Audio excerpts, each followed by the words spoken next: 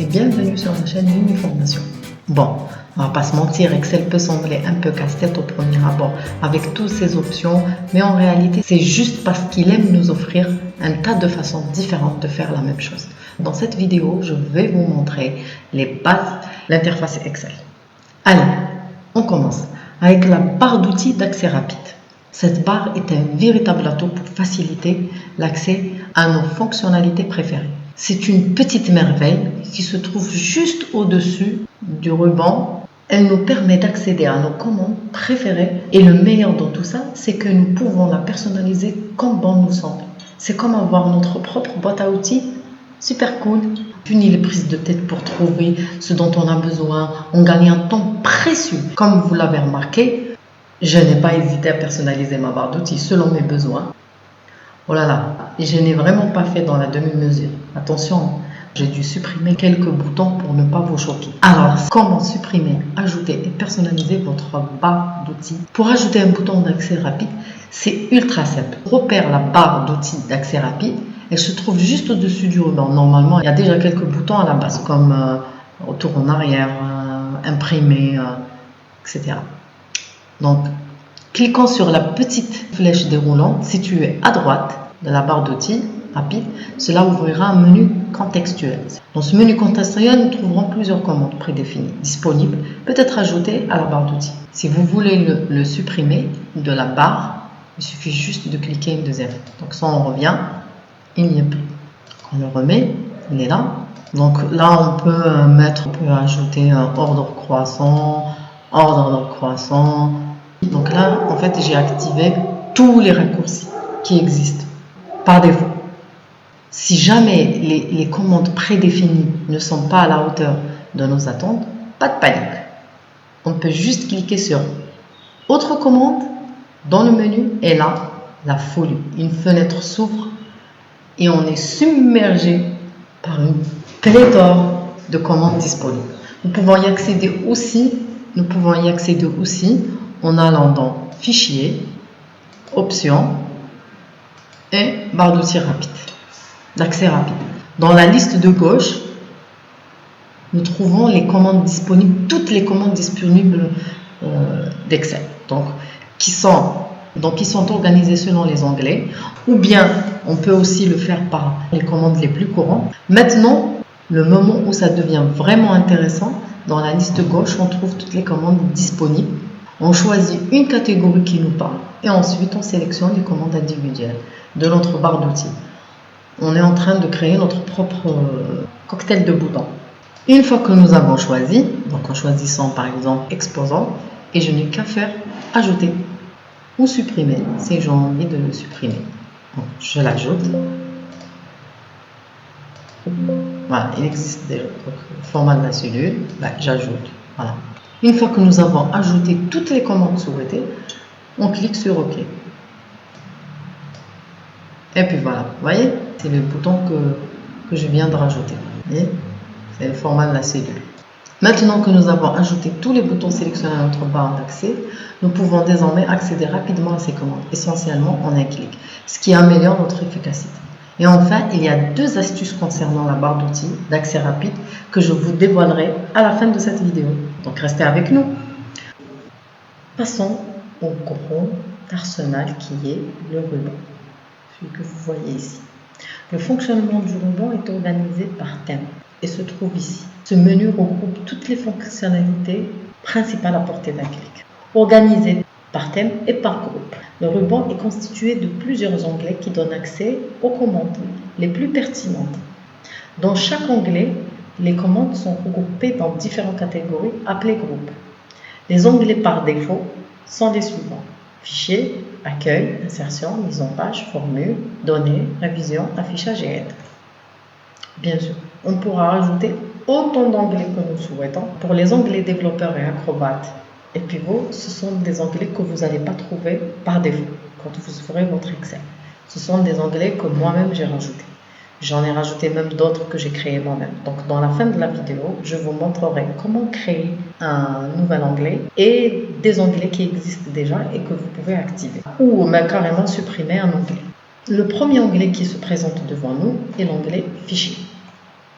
L'onglet Fichier permet d'accéder à la vue Backstage qui regroupe des fonctions telles que l'ouverture, la fermeture, l'enregistrement, l'impression, le partage du classeur. Donc si vous voulez avoir plus de détails, j'ai déjà fait une vidéo là-dessus, donc je vous mettrai le lien dans la description. L'onglet Accueil rassemble toutes les commandes les plus courantes. Il va contenir les éléments de personnalisation de la typographie liés à la gestion du presse-papier, aux polices, à l'alignement des nombres, à la mise en forme des cellules et au style et aux outils d'édition. Si vous voulez, c'est le fameux coin 20-80, c'est-à-dire les 20% des boutons qui représentent 80% des boutons que vous allez fréquemment utiliser. Le deuxième onglet, c'est l'onglet Insertion. Il permet d'insérer les différents éléments dans un classeur tels que les tableaux croisés dynamiques, des illustrations, les illustrations, les graphiques, les segments, des liens hypertextes, des zones de texte, etc. Donc on va y passer aussi énormément de temps parce que c'est les outils que vous pourriez insérer dans votre tableau. Passons à l'onglet Mise en page. Il contient des contrôles nécessaires pour mettre en forme vos feuilles de calcul, c'est-à-dire tout ce qui va être le choix du thème. On va aussi avoir à préparer le document à son impression, donc en affichant les marges, en voyant petit à petit ce qui pourrait rendre votre fichier plus joli lors de l'impression. Donc le volet mise en page est votre styliste personnel, si on peut dire ça. Donc vous y trouverez toutes les options. L'onglet formule. L'onglet formule donne accès à tout ce dont vous avez besoin pour créer les formules, y compris une bibliothèque de fonctions. Donc, la bibliothèque est très riche. Elle est subdivisée par thème. C'est-à-dire que vous avez le finance, la logique, les textes, les dates, les recherches de référence, les fonctions mathématiques, etc. Et bien d'autres. Donc, il y en a des centaines de fonctions. Vous allez avoir toutes les fonctions, par exemple, concernant ce thème-là, qui est date, par exemple. Donc, pour date, vous avez toutes les fonctions concernant les dates. Il suffit de s'attarder un tout petit peu sur la fonction et vous allez avoir, en fait, une petite infobulle qui vous permet de lire, en fait, à quoi sert cette fonction. Par exemple, pour la fonction aujourd'hui, voilà, donc vous avez... attendez, je reviens... Alors, donc, par exemple, pour la fonction aujourd'hui, pour la fonction année, par exemple, il renvoie l'année entière entre 1900 et 1999, par exemple. Voilà. Pour la fonction aujourd'hui, il renvoie la date du jour au format de date. On verra ça après quand on verra les fonctions. Vous aurez tout ce qui est gestionnaire de noms, donc ça permet en fait de nommer des tableaux, de nommer des cellules, afin de pouvoir les retrouver facilement dans vos calculs. Et la partie vérification, donc vérification des formules, en fait c'est des vérifications qui permettent en fait de vérifier la formule si elle ne représente pas des erreurs. Passons maintenant à l'onglet données. L'onglet données est un endroit où les choses deviennent plus sérieuses. Ici, vous découvrirez les options de tri, de filtrage, d'insertion d'une base de données, c'est-à-dire pour avoir des tableaux beaucoup plus avancés. C'est là où on utilise ce qu'on appelle maintenant le Power Pivot. C'est là vraiment où vous pouvez traiter toutes vos données quand vous avez une donnée, bien sûr, des données par milliers en fait, mais vraiment une vraie base de données. Donc à partir de là, vous avez aussi la manière pour trier vos données, pour les filtrer, avoir un filtre avancé, etc. Donc l'onglet suivant est l'onglet révision. Donc l'onglet révision donne accès à des outils de vérification essentiellement utilisés comme par exemple l'orthographe, le synonyme, etc. Et tout, même la langue, le choix de la langue ou traduire carrément les données, faire des commentaires et limiter les accès de certaines cellules et bien d'autres fonctionnalités. D'accord ? L'onglet affichage, il permet de choisir le mode d'affichage de votre classeur, d'afficher ou de masquer la barre de formule, de retirer le quadrillage ou les en-têtes. de choisir un niveau de zoom. Donc si vous avez un petit peu de mal à voir ce qui s'affiche à l'écran, ou de gérer les fenêtres ouvertes, de pouvoir les splitter à l'écran entre les différents tableaux. Le dernier onglet qu'on va voir, c'est l'onglet Aide. Donc, il donne accès à différentes ressources pour vous aider dans l'utilisation quotidienne d'Excel. Donc, quand vous cherchez par exemple une fonction, vous cherchez une aide, vous pouvez cliquer facilement, donc afficher par exemple ici. Voilà. Il suffit juste de mettre par exemple le somme, si on veut avoir par exemple une aide sur la fonction somme, donc il vous donne toutes les aides possibles que vous pouvez lire après. Je voulais vous montrer aussi autre chose en dernier. Il y a en fait des onglets qui s'activent par rapport au choix de certains outils que nous utilisons. Si je clique sur tableau, il y a un nouvel onglet qui s'affiche qui est la création de tableau. Donc cet onglet-là, il s'affiche seulement quand on active un tableau dans notre feuille d'Excel.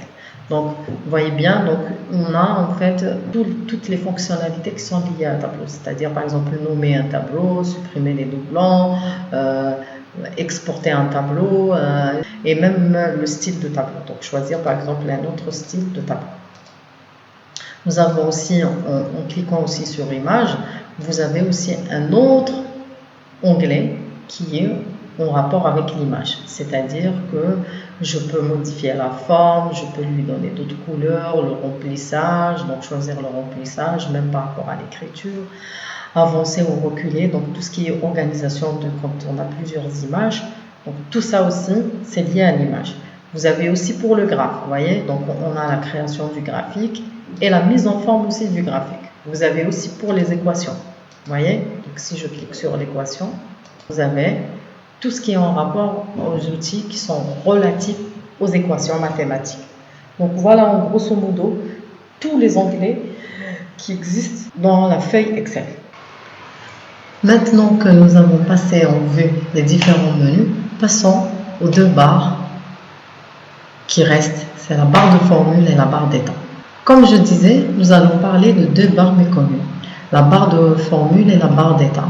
Il arrive souvent que les apprenants les confondent et pourtant, elles n'ont pas le même rang. La barre d'adresse dans Excel fait référence à la barre qui se trouve en bas du ruban. Elle affiche la référence de la cellule active. Cette zone est appelée aussi la zone de nom. Sur le côté gauche qui affiche actuellement la référence de la cellule, où se trouve le curseur, mon curseur. Par exemple, ici, on a la barre d'adresse affiche généralement la référence de la cellule A1 à l'ouverture du fichier Excel, qui est la première cellule en haut à gauche de la feuille. Comment identifions-nous cette cellule dans une feuille de calcul? Eh bien, nous utilisons ce que nous appelons la référence de la cellule. Elle est composée d'une lettre qui indique la colonne et d'un nombre qui indique la ligne et d'un nombre qui indique la ligne. Par exemple, si la barre d'adresse affiche C5, cela signifie que la cellule active se trouve dans la colonne C et la ligne 5. La barre d'adresse affichera C5. Donc, cette barre d'adresse, elle nous permet en fait de connaître rapidement la position de la cellule active dans la feuille de calcul.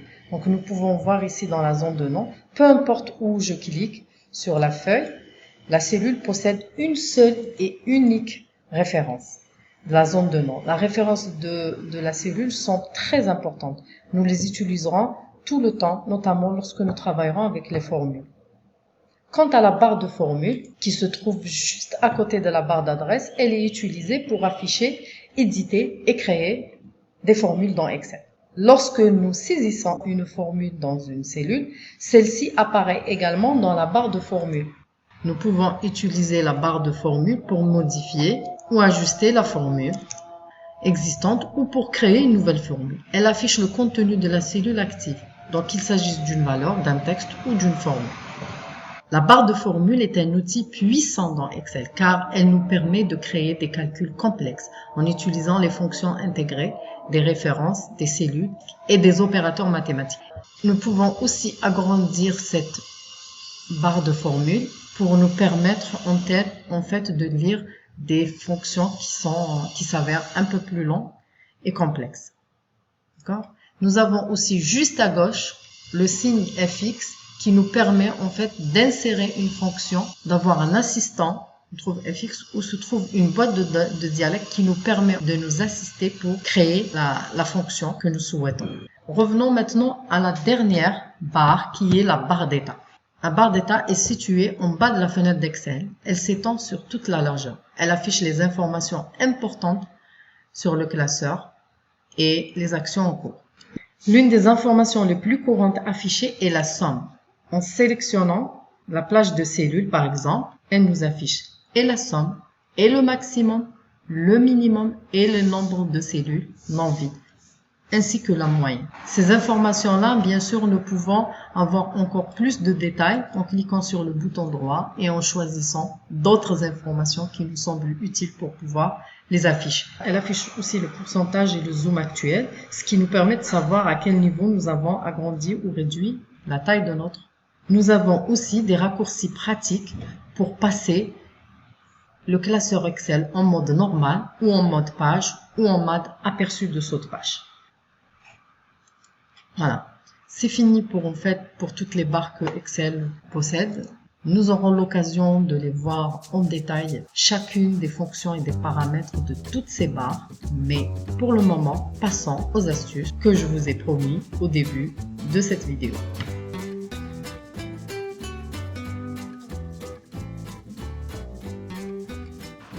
Voici donc la première astuce.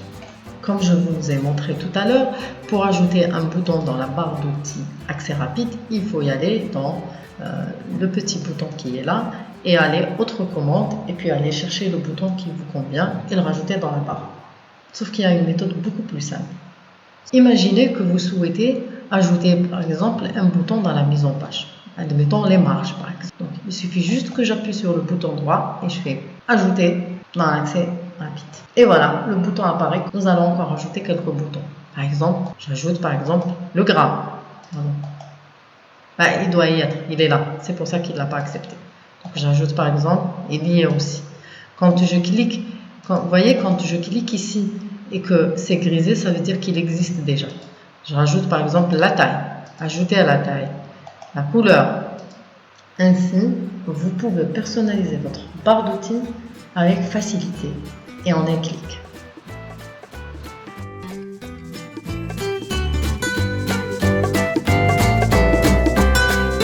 Passons maintenant à l'astuce suivante. Personnellement, je ne suis pas très fan de la barre d'outils ennuyeuse en haut du menu. Je trouve qu'elle encombre l'espace et je ne l'utilise pas souvent. La meilleure option est de la déplacer en bas du ruban. Il vous suffit de cliquer sur la petite flèche qui est là et en bas, vous allez lire tout à fait en bas, affiché au-dessous du ruban. Ainsi, les boutons sont affichés d'une manière plus claire et plus pratique. Et vous pouvez ajouter tous les boutons que vous souhaitez. Regardez, tac, enregistrer, et voilà. Vous voyez, elle a une fière allure en bas du ruban, mieux qu'en haut du ruban. Troisième astuce.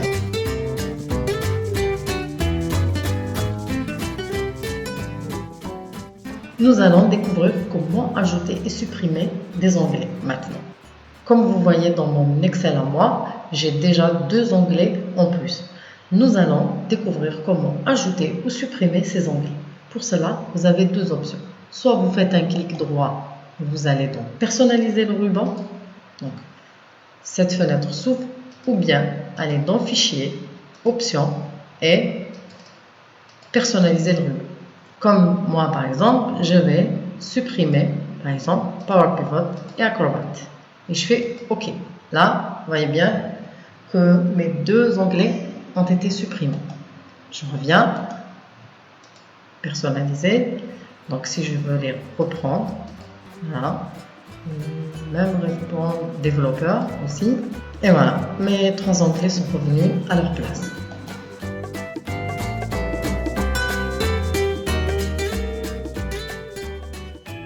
Et enfin, nous arrivons à la 4e et la dernière astuce. C'est la création d'un onglet personnalisé.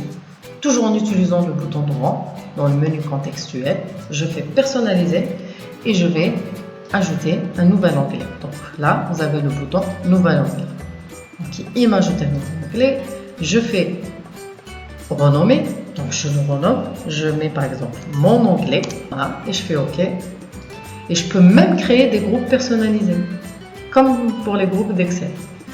Bon, on va s'arrêter à mon onglet. Donc, je vais rajouter après tous les boutons que je souhaite. Donc, on va mettre au hasard, bordure, coller, centrer, calculer maintenant, copier, couleur de police, groupe. Je peux même ajouter, attendez, un nouveau groupe. Voilà. Et on va mettre enregistrer, voilà ici, enregistrer, bah, il existe déjà, donc gestion, voilà, voilà, impression rapide, insérer les cellules, insérer les colonnes, donc je fais OK, et voilà, donc il est où mon onglet? Il est là, mon onglet, vous voyez? Donc j'ai créé deux groupes, je peux aussi nommer le groupe, hein, donc il y a la possibilité de le nommer, donc voilà mes boutons, et voilà mes... Voilà pour les astuces d'aujourd'hui. J'espère que ce tutoriel vous a plu. Si vous avez des questions, n'hésitez pas à poser dans les commentaires. Je serai ravie d'y répondre. Au revoir.